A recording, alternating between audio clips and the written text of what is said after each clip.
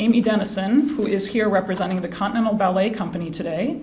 Continental Ballet Company is one of 7 resident arts organizations, along with us, at the Bloomington Center for the Arts. Bloomington is incredibly privileged to have such a rich arts culture here and organizations that are serving Bloomington very well and also drawing families and audience members from all over our region. The Continental Ballet Company in particular has wonderfully, again, welcomed lots of families and young children into the Center for the Arts through ballet classes. And if you've ever been over there weekday afternoon, weekends, for any kind of business involving the city, you might see just hordes of incredibly cute girls running through the lobby, with dance class, and it's just a delightful, vibrant thing to see. And as a result of their participation, families are coming in and being introduced to dance and to the arts as well. So I hope I didn't steal too much thunder, Amy. You'll talk more about that. So Amy is the principal of AD Marketing, which is a boutique marketing agency. She has worked for startups, agencies, and corporations, including United Health Group, 3M, and Harley-Davidson Financial Services. Amy received her undergraduate degree from St. Norbert College in De Pere, Wisconsin. I hope I have De Pere correct. And Masters of Business Administration from Loyola University in Chicago.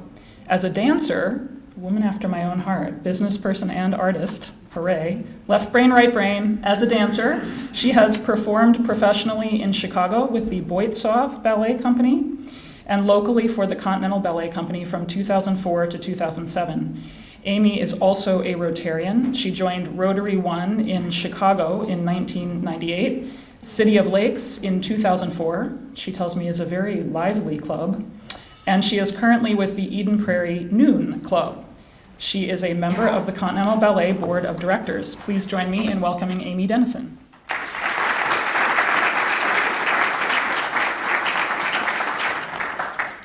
Thank you very much. This is a treat for me as well. You guys are a great club. And we're very fortunate, and I'll introduce when I get through a little faster than I was planning for good reasons, what I have to share with you, because we're actually going to have 2 dancers join us and do a little demonstration, which is a great treat. So Continental Ballet is a small company. It's providing dancers great opportunities to perform great classical works. Daily classes run for the company from September. So it began over 30 years ago. The top picture there is one of the first companies. The director, Riet, is in the upper right-hand corner. Riet is originally from Holland and danced with the Dutch Royal Ballet. And the bottom is the current company as it was touring this last season. Sorry. You're gonna have to click me again. I'm sorry, it doesn't seem to be wanting to go. Thank you.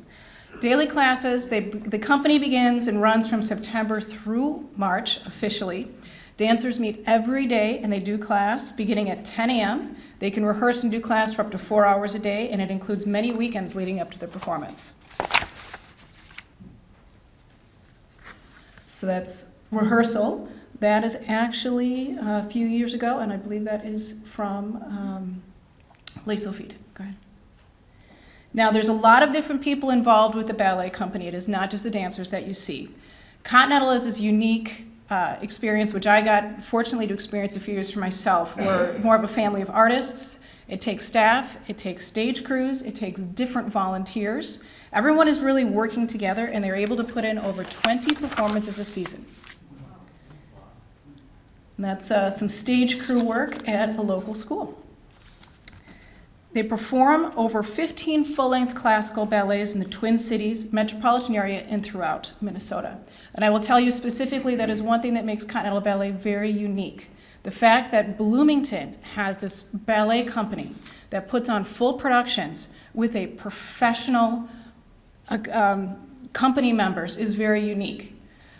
With that, though, it is nice that there also are opportunities specifically with Nutcracker that the students and other people within the community can perform. So if you just, we'll scroll through a few, and we'll just look at the pictures. So that is Giselle, Les Sophies, where you saw the rehearsal from. That is Nutcracker. You may recognize, you want to go back a second, you may recognize some of the people sitting with us today. Go ahead.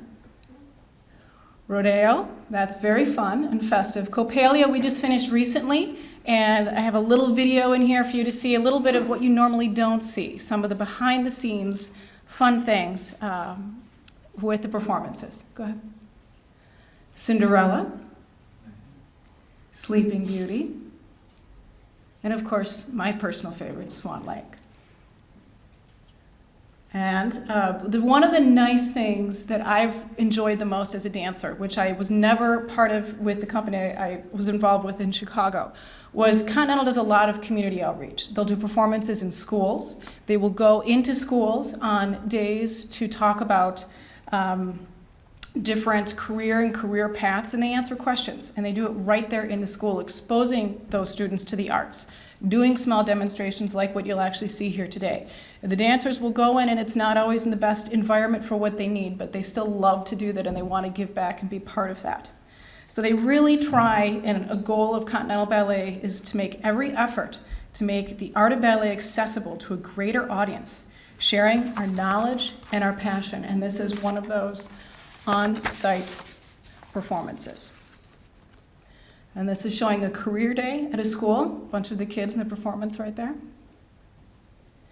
And this is at a performance which Continental Ballet also does, where once a year during the Nutcracker, the students come in during a day performance. And we try to do, for career days and school demonstrations, about 4 to 6 each season. And that is the fabulous school right there. And you can see those students are getting ready for their own recital.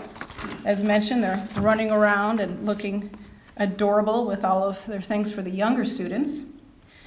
The ballet school was started to ensure the traditions of ballet are sustained. The students, actually, 2 of our current company members went through the school program.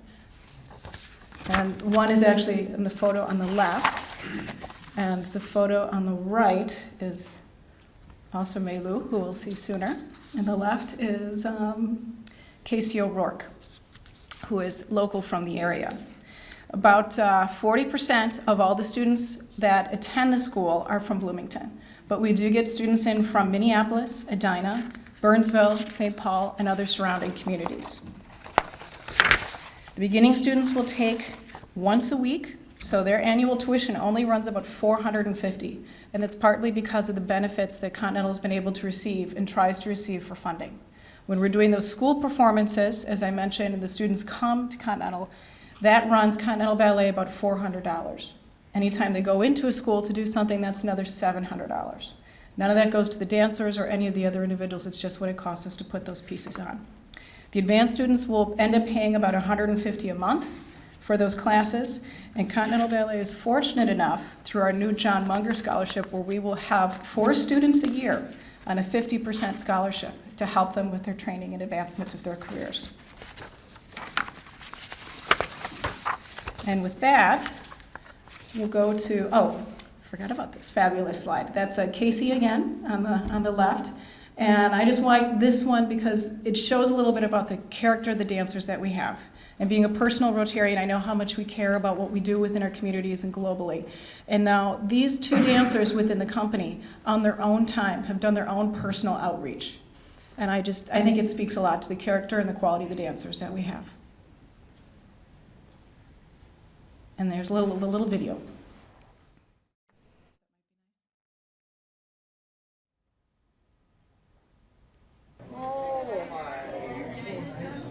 So this again is Coppelia, which we did recently. If it won't go louder, that's okay. We can just play it as is. You need to hit play again. I'll pause to try to get more volume. But this is showing behind the scenes with makeup, and of course, trying to get the point shoes just right and tying everything up.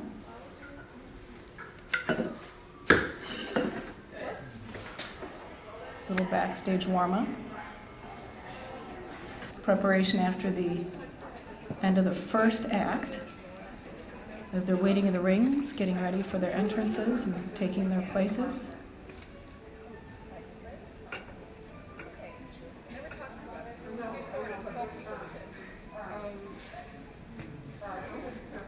Yeah, we have all the It seems very calm, but there is a little bit of running around, I promise you.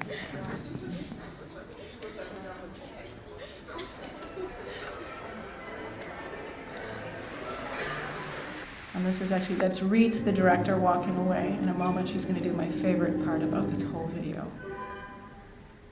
Someone is thirsty. Let's see how she solves it before the curtain goes up.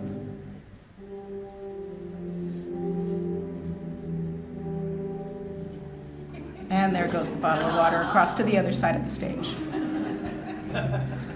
The wows of theater that no one else gets to see. And up goes the curtain.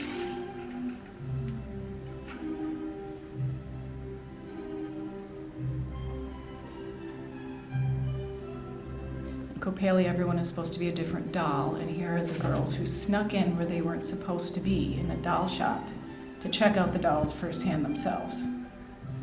Very naughty girls. Up to no good.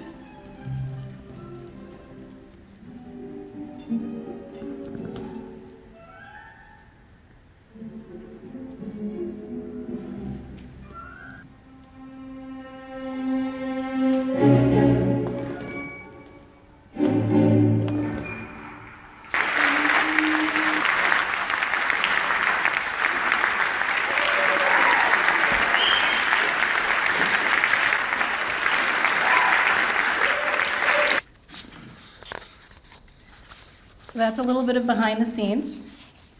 Just to give you an idea of what Continental also operates out of, I am here basically for two main reasons. One is for awareness, and the other is trying to work on getting more business and corporate sponsorship.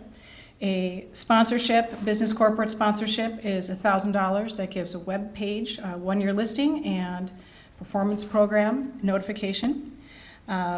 One other advocate that I personally have as a board member is wanting to get the dancers more involved in the schools. And that actually, if we had another $6,000, that would keep the dancers around for one more month of their contract and would allow us to be in the schools and be more active more often. And with that being said, I would like to do an introduction. We have Maylu Pena, come on up. She is from Caracas, Venezuela. She began studying classical ballet at 10 years old. And she joined Continental Ballet in 2013. And we also have Wesley Rocha. He was born in Brazil. He began studying ballet in 2003. And he moved to the United States and joined Continental Ballet Company in 2015. And they are going to do just a little bit of a demonstration for us here on a few pieces.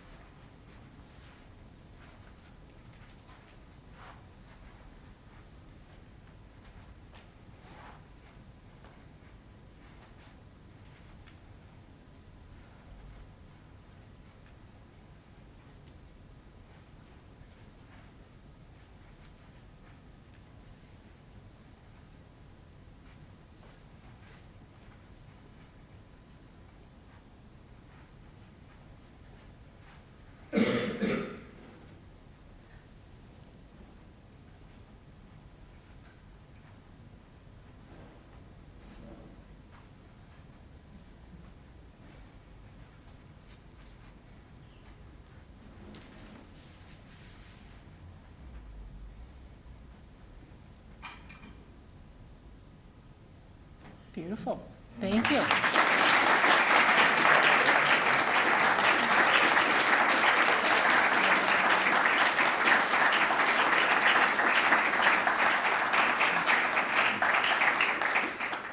Was that Coppelia? A little bit. Yeah. There's a little bit of from Coppelia, the last performance. And with that, do you have a lift or anything else? You want to do some questions? I have a question. Okay, so we'll start with some questions, because I know we talked about a lot of different things. Yes? I hope this doesn't sound too silly, but the athleticism that you put on is just remarkable. Most of the time when we see that in people, they're running and growling and making all kinds of weird faces. How hard is it to keep a smile or a neutral face when you're working that hard? Do you want to come to the podium so you I think we're just trained so much that it comes easy.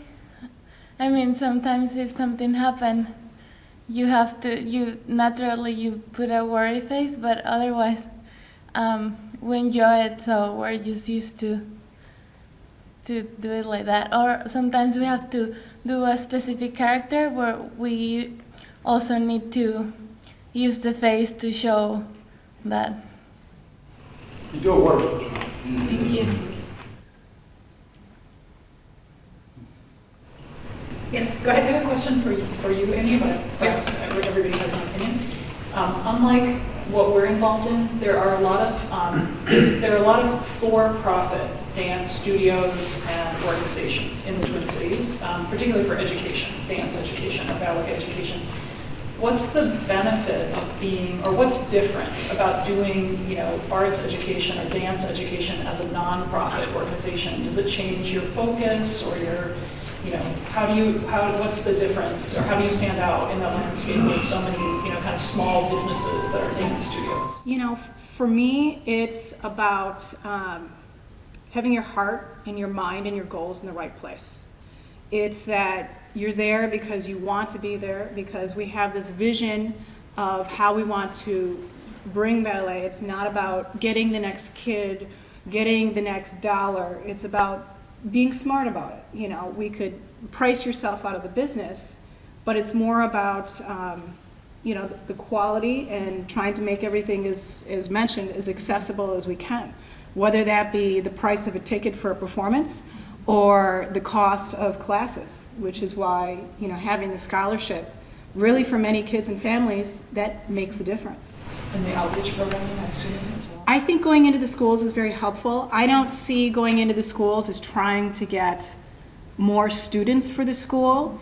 It's, like today, it's awareness. Bloomington has this great, amazing company.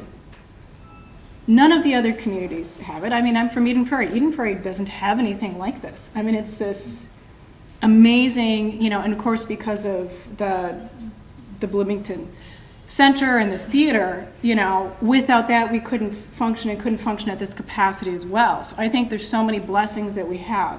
And the more we can go into the school and bring it for maybe the kids that can't come into the theater and at least give them that exposure is the best we can do sometimes. But you don't know what you're going to hit and what it's going to have.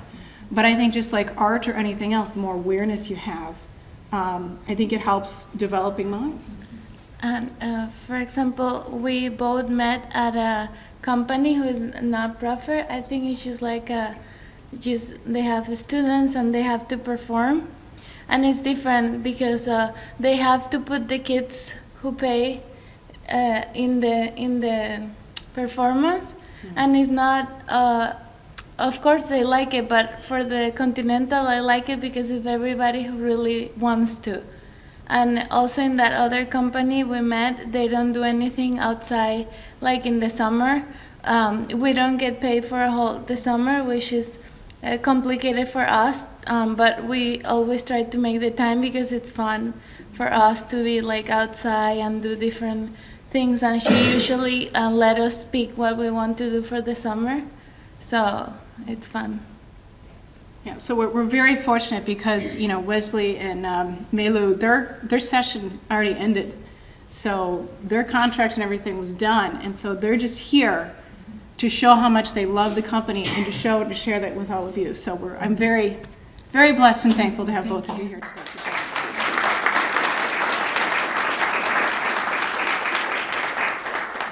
Is there any more questions? Oh, there's one. Yes. I have sort of two questions, if you can answer this. First question is, it seems like a lot of people involved in the arts have jobs and perform or do their art. So I was just curious, in your experience, your group of whatever, are people able to do this full time as their profession and support themselves. And my other question was for people, professionals as you, what is required for rehearsal, like daily, weekly, or something? Well, we usually teach outside, like in the afternoon, or we might have like another part-time job. And for the summer, we need to get another job to support us. And the other, what was the? Rehearsal. So we have to rehearse every day, Tuesday to Saturday. And then sometimes we have Sunday when we have show. But also we need to take class. So for example, us, in the summer, we also need to go and take class, and that it's a little bit of a problem because we have to pay for classes when we are not in the season, and we need to do that, otherwise we get out of shape, and then we can get injured if we try to dance. So we need to keep taking class at least 4 times a week. That's like an hour and a half. So we usually have to go downtown or whatever they offer a class for us to pay. I noticed you're from Venezuela and Brazil. Was it difficult to get a visa to come to this country and do what you're doing? Yeah, for me it was a little, I have an artist visa, so I had to show all what I have done and that I'm basically extraordinary for other people to be working there, and I also have to pay. It's for 3 years visa. For me too. The visa is really strict, and they need to show a lot of things, and especially in the newspapers. So I was on the one company in the Rio de Janeiro. I worked a lot there for 5 years, but and I have a lot of promotion, but like from big newspapers on the TV shows. So I worked hard for my visa, artist visa, but I got approved too. Yeah, my previous years. Yes. What's the level of ballet interest and people's interest in Venezuela or Brazil? What is, people in Venezuela and Brazil, how interested are they in ballet? Where are you from? I think it depends. It's like here, many people are, many are not. I'm from Caracas, so I think it's more, people are more interested in the capital and in arts and dance. And actually we have a lot of good dancers because of many Russians went to Venezuela. So that creates a lot of knowledge. But usually in the small towns, I don't think people know much about it. In Brazil, it's totally different because in my family, nobody is dancer. Like everybody listens music, but nobody understands a lot. Do you know what I mean? So when one girl asks you if I want to take a ballet class, I have no idea what is ballet. So I start one day, and then I get a sore in my body, and then I stop for 1 month, and then I come back, and then I never stop more. But when I start in ballet, one word opened my front because I have no idea what about ballet.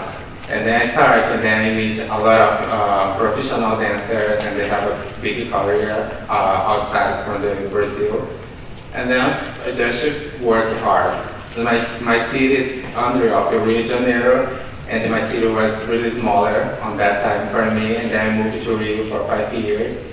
And after Rio, I work on the one big company there, and after 5 years, they has a problem about money for the dancers, and then I retired for 1 year, and then I come to Minnesota, and then I started to dance here.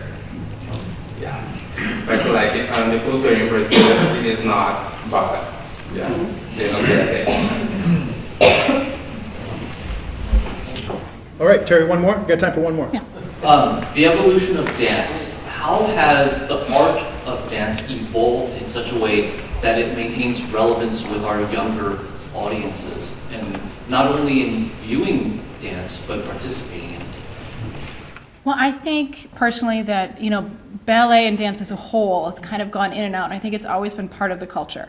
If you think ballet now, myself, I don't think of anything immediate, but at the same time, you go back and I think of the time with Balanchine in New York, and of course everybody knew who Baryshnikov was, and all of the buzz and the excitement about that. And then you move forward now, and how much everyone is aware, and I know I'm kind of cited on this, but I think so many people are aware New York City, and you have Misty Copeland and what she stands for, and race and inequality, and how so many other things can be conveyed through movement in dance. And when I lived in Chicago, one thing I noticed the most was when I would go to different ballets or perform in them is your audience. People can come anywhere to any country or any other piece, and they can see and they can realize that you can follow and you can watch the story because you have the music and you have the movement. You don't need to be able to understand the language. And I think that's where it can speak to everybody. It's the message and how it's applied. I think it'll continue, as with Baryshnikov and with other, names and times, is just being part of society and who we are. It's a mirror. Well, Amy, Maylou, and Wesley, we have a small token of appreciation for coming out today. It's a Thank Rotary you. pen. Thank you And so so much. please accept this on behalf of our club, and thanks again for joining us here today.